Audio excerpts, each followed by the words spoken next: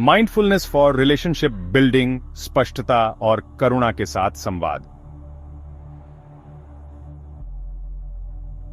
नमस्ते दोस्तों, आपका बहुत बहुत स्वागत है लाइफ एंड लर्न में, जहां हम मनोविज्ञान, पर्सनल ग्रोथ और माइंडफुल लिविंग की रोचक दुनिया में गहराई से उतरते हैं। मुझे बेहद खुशी है कि आप यहां हैं। रिश्ते बेहतर ढंग से फलते फूलते हैं जब संवाद अच्छा होता है, लेकिन हम में से कई लोग ऐसी आदतों में फंस जाते हैं जिनमें रिएक्टिव, अस्पष्ट या बिना सहानुभूति वाले इंटरेक्शन शामिल होते हैं। इस एक्सप्लेनेशन में हम देखेंगे कि किस तरह माइंडफुलनेस यानी वर्तमान पल पर ध्यान देना, खुलेपन और बिना जजमेंट के हमारे संवाद को बदल सकती है। शांत रहकर, सचमुच सुनकर और करुणा के साथ जवाब देकर हम अपने रिश्तों को और गहरा बना सकते हैं। वाकई शोध से पता चलता है कि जो लोग माइंडफुलनेस का अभ्यास करते हैं उनके रिश्ते अधिक संतोषजनक होते हैं। क्यों? क्योंकि माइंडफुलनेस हमें घुटी हुई प्रतिक्रियाओं की जगह स्पष्टता और करुणा लाने में मदद करती है। आइए समझते हैं कि माइंडफुल कम्युनिकेशन कैसा दिखता है और ये कैसे भावनात्मक संतुलन, बेहतर सुनने की क्षमता, नॉन रिएक्टिव प्रतिक्रियाएं और आपसी समझ बढ़ा सकता है। माइंडफुल कम्युनिकेशन और रिएक्टिव कम्युनिकेशन में क्या फर्क है? अक्सर बात अवेयरनेस और इंटेंशन, इरादे तक आ जाती है। जब हम माइंडफुल होकर संवाद करते हैं तो हम रुकते हैं, शब्दों का चुनाव सोच समझकर करते हैं, अपने और सामने वाले दोनों के भावों के प्रति सचेत रहते हैं। रिएक्टिव कम्युनिकेशन में हम ऑटो पायलट पर होते हैं। भावनाएं हमारे शब्दों को चलाती हैं, जिसकी वजह से गलतफहमियां या आहत करने वाली बातें हो सकती हैं। कल्पना कीजिए, आपका पार्टनर किसी काम को भूल जाने पर आपकी आलोचना करता है। बिना सोचे आप रक्षात्मक ढंग से जवाब दे देते हैं या आवाज ऊंची कर लेते हैं। शायद आप बीच में टोक देते हैं, अरे मुझे ब्रेक दो, मेरा दिन बहुत खराब बीता है। ये तुरंतीय प्रतिक्रिया गुस्से या चोट से संचालित होती है। आपका लहजा कठोर होता है और आप ऐसी बातें कह सकते हैं जिनका बाद में पछतावा हो। नतीजा, बात बढ़ जाती है, भावनाएं आहत होती हैं और असल मुद्दा सुलझता ही नहीं। अब उसी सिचुएशन की कल्पना कीजिए, लेकिन जवाब देने से पहले आप एक पल रुकते हैं। आप अपना गुस्सा नोटिस करते हैं और धीरे से सांस लेते हैं। गुस्सा निकालने की बजाय आप शांत स्वर में कहते हैं, मैं समझती हूं कि तुम नाराज हो कि मैं भूल गया घई, मुझे माफ करो। आइए देखते हैं इसे कैसे ठीक किया जा सकता है। आपका लहजा नरम होता है। आप अपने पार्टनर की परेशानी को बिना टोके सुनते हैं। यह माइंडफुल प्रतिक्रिया तनाव को कम कर देती है। दोनों को लगता है कि उनकी बात सुनी गई और आप समाधान पर शांति से चर्चा कर सकते हैं। Pause for reflection. हाल की ऐसी बातचीत को याद कीजिए जिसमें आपने आवेश में आकर रिएक्ट कर दिया हो, शायद किसी दोस्त, परिवार के सदस्य या सहयोगी के साथ। आपको उस पल अपने शरीर में कैसा महसूस हुआ? उस बातचीत का परिणाम क्या निकला? अब सोचिए, अगर जवाब देने से पहले आप बस एक पल रुकते तो बातचीत का रुख किस तरह बदल सकता था? बस इतना सा ठहराव माइंडफुल कम्युनिकेशन की ओर पहला कदम हो सकता है।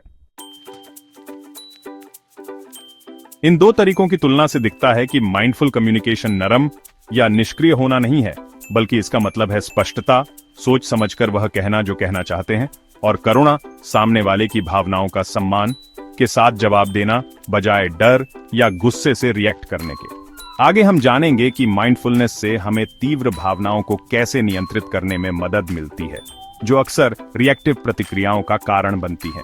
कम्युनिकेशन में माइंडफुलनेस का सबसे बड़ा फायदा है बेहतर इमोशनल रेगुलेशन। जब किसी बातचीत का पारा चढ़ता है, हमारी भावनाएं पलक झपकते ही तेज हो सकती हैं, मानो सूखी घास में चिंगारी पड़ गई हो। गुस्सा, रक्षात्मकता या डर हमारी बेहतरीन समझ को हाईजैक कर सकते हैं। मनोविज्ञान में इसे अक्सर एमिग्डाला हाईजैक कहते हैं। एक इतनी तीव्र भावनात्मक प्रतिक्रिया कि हमारा एमिग्डाला, दिमाग का थ्रेट डिटेक्टर, सब कुछ संभाल लेता है और फ्रंटल लोब्स, तर्कसंगत सोच वाला हिस्सा, ठप हो जाते हैं।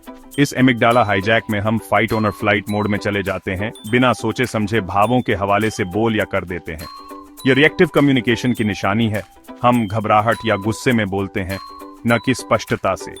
माइंडफुलनेस हमें इन हाईजैक से बचाती है, क्योंकि यह हमें वर्तमान में रहने और अपनी भावनाओं को तुरंत रिएक्ट किए बिना पहचानने की ट्रेनिंग देती है। अभ्यास से हम अपने शरीर में गुस्से या चिंता के शुरुआती संकेतों, तेज धड़कन, कंधों में जकड़न, पेट में गांठ को जल्दी भांपने लगते हैं और रुककर एक गहरी सांस लेने का समय पा जाते हैं। यह छोटा सा ठहराव बहुत शक्तिशाली है। हमारे दिमाग को प्रीफ्रंटल कॉर्टेक्स, तर्क और आत्मनियंत्रण का हिस्सा को एक्टिवेट करने का मौका देता है, इससे पहले कि एमिग्डाला हावी हो जाए। न्यूरोसाइंस रिसर्च इस शांत कराने वाले असर की पुष्टि करता है। अध्ययनों से पता चला है कि नियमित माइंडफुलनेस अभ्यास सचमुच दिमाग की स्ट्रेस रिस्पॉन्स सर्किटरी को बदल सकता है। उदाहरण के लिए ब्रेन स्कैन बताते हैं कि माइंडफुलनेस मेडिटेशन ट्रेनिंग के बाद एमिग्डाला भावनात्मक ट्रिगर्स के प्रति कम रिएक्टिव हो जाता है।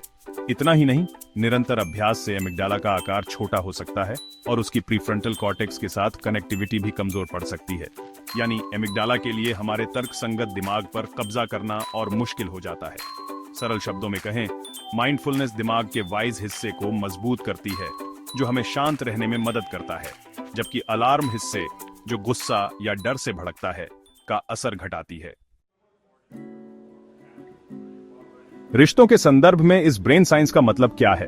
अगर आप नियमित माइंडफुलनेस का अभ्यास करते हैं, जैसे ब्रीदिंग एक्सरसाइज, मेडिटेशन या बस पूर्ण उपस्थित होना, तो आप कम संभावना रखते हैं कि किसी बहस के दौरान चिल्लाएंगे, अपशब्द कहेंगे या कमरा छोड़कर चले जाएंगे। इसके बजाय आपके पास एक महत्वपूर्ण मोमेंट ऑफ चॉइस होगा। घुटी हुई रिएक्शन के बजाय आप ऐसी प्रतिक्रिया चुन सकते हैं जो आपके असली उद्देश्यों, जैसे सम्मान और समझ बनाए रखना, के अनुरूप हो। माइंडफुलनेस आपको रिएक्ट करने की बजाय रिस्पॉन्ड करने की जगह देती है। व्यावहारिक उदाहरण, मान लीजिए आपके किसी दोस्त ने ग्रुप डिनर के दौरान किसी बात पर आपसे खुलेआम असहमति जता दी जो आपको हमलावर लगी। एक रिएक्टिव भाव यह हो सकता है कि आप तैश में आकर कोई आहत करने वाली बात कह दें या नाराजगी भरा लहजा अपना लें। लेकिन अगर आपने माइंडफुलनेस का अभ्यास किया है तो आप अपने गालों का गर्म होना, सांस का तेज होना, इन संकेतों को नोटिस कर सकते हैं कि आप अपसेट हो रहे हैं। फिर आप रुककर शायद पानी का एक घूंट लेते हैं, गहरी सांस लेते हैं। ये छोटा सा ठहराव आपको कुछ कड़वी बात बोल देने से बचा सकता है। शांत दिमाग से आप जवाब देते हैं, मैं सुन रही हूं कि तुम्हारी राय अलग है और इससे मुझे रक्षात्मक महसूस हो रहा है। चलो आराम से बात करते हैं। अपनी भावना को नियंत्रित करके आपने एक संभावित लड़ाई को आदरपूर्ण चर्चा में बदल दिया।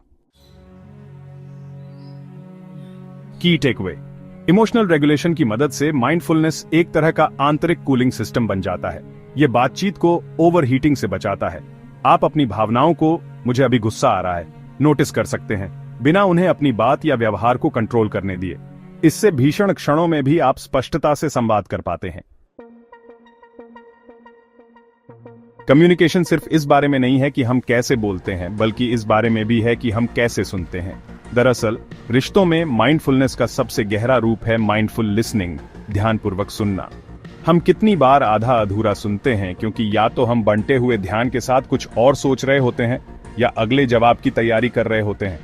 अगर आपको कभी महसूस हुआ हो कि कोई बोल रहा है और आप मन ही मन अपनी जिरह तैयार करने लगे हैं या फोन चेक करने लगे हैं, तो आप समझते हैं कि सच्चा सुनना कितना आसान है गमवा देना। माइंडफुल लिसनिंग का मतलब है पूरा ध्यान देकर, बिना जजमेंट के सुनना। आप स्पीकर को अपना अनडिवाइडेड अटेंशन देते हैं, मानो उस पल में और कुछ मायने नहीं रखता। आप सिर्फ शब्दों पर ही नहीं, उनकी आवाज और भावनाओं पर भी ध्यान देते हैं। आप दूसरे व्यक्ति के हाव भाव या शारीरिक भाषा को नोटिस कर सकते हैं। बीच में टोकने या जल्दी से अपनी कहानी जोड़ देने के बजाय आप रुककर उनकी बात सोख लेते हैं। आप यह भी दोहरा सकते हैं कि आपने क्या सुना।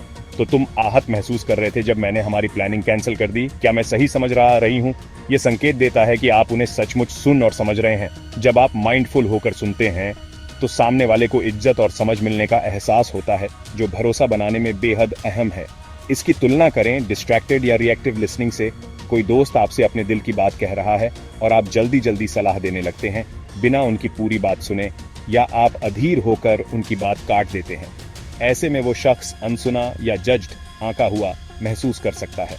गलतफहमियां तब और बढ़ती हैं जब हम सच में न सुनकर बस अपनी सोच में उलझे रहते हैं। हो सकता है हम पूरी बात समझ ही न पाएं कि सामने वाला असल में कहना क्या चाहता है। माइंडफुल लिसनिंग के कुछ आसान अभ्यास ये हो सकते हैं। अंदर की आवाज पर रोक लगाएं। नोटिस करें कि कब आपका मन भटकने लगता है या बोलने वाले को जज करने लगता है। बड़े प्यार से अपना ध्यान फिर उनकी बात पर लाएं। बॉडी लैंग्वेज का इस्तेमाल करें। व्यक्ति की ओर मुख करके बैठें। आंखों में हल्का संपर्क रखें। कभी कभार सिर हिलाकर या हूं समझ रही हूं जैसे छोटे संकेत देकर जताएं कि आप ध्यान दे रहे हैं। बीच में न टोकें, न जल्दी से जवाब दें। उन्हें अपनी बात पूरी करने दें। अगर आपको कुछ समझ न आया हो तो क्लैरिफिकेशन के लिए पूछें बजाय कि खुद ही अंदाजा लगा लें। जैसे जब तुम कह रहे हो कि तुमने अनसुना महसूस किया, क्या तुम्हारा मतलब उस ग्रुप मीटिंग के दौरान है? उनके नजरिए को समझने की कोशिश सुनते समय खुद से पूछें, वह व्यक्ति क्या महसूस कर रहा होगा? अगर मैं उनकी जगह होती तो मुझे कैसा लगता? जरूरी नहीं कि आप सहमत हों, पर यह सोचने से आपको उनकी स्थिति समझने में मदद मिलती है। इस तरह ध्यानपूर्वक सुनने से आप एक सुरक्षित स्पेस बना देते हैं जिसमें ओपन कम्युनिकेशन संभव है। कई बार सामने वाले को बस यह एहसास कि कोई उन्हें तसल्ली से सुन रहा है काफी होता है विवाद शांत करने या दर्द में राहत देने के लिए। वक्ता खुद भी शांत हो जाता है क्योंकि उसे आपकी वास्तविक अटेंशन महसूस होती है। दूसरी ओर आपको उनकी असल स्थिति का गहरा अंदाजा मिलता है, जिससे आप भी ज्यादा हुनरमंद तरीके से जवाब दे पाते हैं। गलतफहमियों को बेवक्त बढ़ने से पहले ही सुलझाया जा सकता है। Pause for reflection. किसी ऐसी घटना को याद करें जब किसी ने आपको वाकई ध्यान देकर सुना हो, अपना पूरा ध्यान और सहानुभूति देते हुए। इससे आपको कैसा महसूस हुआ? शायद आपको कद्र की अनुभूति हुई हो, सम्मान मिला हो और उस शख्स से नजदीकी का एहसास। अब किसी ऐसी याद को सोचें जब आपको नहीं सुना गया। शायद वो व्यक्ति बार बार फोन देख रहा था या आपको काट रहा था। तब आपको कितना खींच या दूरी महसूस हुई होगी? माइंडफुल लिसनिंग सचमुच वो तोहफा है जो हम देकर अपने रिश्तों को मजबूत बना सकते हैं। आज हमने देखा कि किस तरह माइंडफुलनेस हमारी रोजमर्रा की बातचीत में अवेयरनेस और शांति लाने में मदद करती है। आपने जाना कि रिएक्टिव और माइंडफुल कम्युनिकेशन में क्या अंतर है और कैसे एक छोटा सा पॉज, ठहराव, हमारे लहजे, शब्दों और भावनाओं को संभाल सकता है। हमने देखा कि भावनात्मक रेगुलेशन क्यों अहम है। एक पल की सांस हमें इमोशनल हाईजैक से बचा सकती है। साथ ही हमने सीखा कि माइंडफुल लिसनिंग का मतलब है पूरी तरह उपस्थित रहना, जिससे हम किसी को वास्तविक तौर पर सुनते हैं, उसकी भावनाओं को समझते हैं और उसका भरोसा जीतते हैं। भाग 1 में हमने mindful communication versus reactive communication, emotional regulation और माइंडफुल लिसनिंग पर फोकस किया है। पर कहानी यहां खत्म नहीं होती। रिश्तों में गहराई से देखना हो तो हमें यह भी समझना होगा कि माइंडफुलनेस सहानुभूति, एम्पैथी और करुणा, कंपैशन को कैसे बढ़ाती है और इनका असल झगड़ों या गलतफहमियों पर कैसा असर पड़ता है। अगले भाग में हम cultivating empathy and compassion through mindfulness से शुरुआत करेंगे। फिर रियल लाइफ उदाहरणों में देखेंगे कि गर्मागर्म बहस या गलतफहमी के बीच माइंडफुलनेस किस तरह बातचीत को बचाती है। अंत में हम साझा करेंगे कि माइंडफुलनेस आपके रिश्तों में स्पष्टता और करुणा लाने का व्यावहारिक रास्ता कैसे खोलती है। इसी के साथ भाग 1 का समापन करते हैं। भाग 2 में मिलते हैं, जहां हम माइंडफुल कम्युनिकेशन को एक कदम आगे बढ़ाएंगे, करुणा और सहानुभूति से रिश्तों को संवारने के ठोस तरीकों पर बात करेंगे।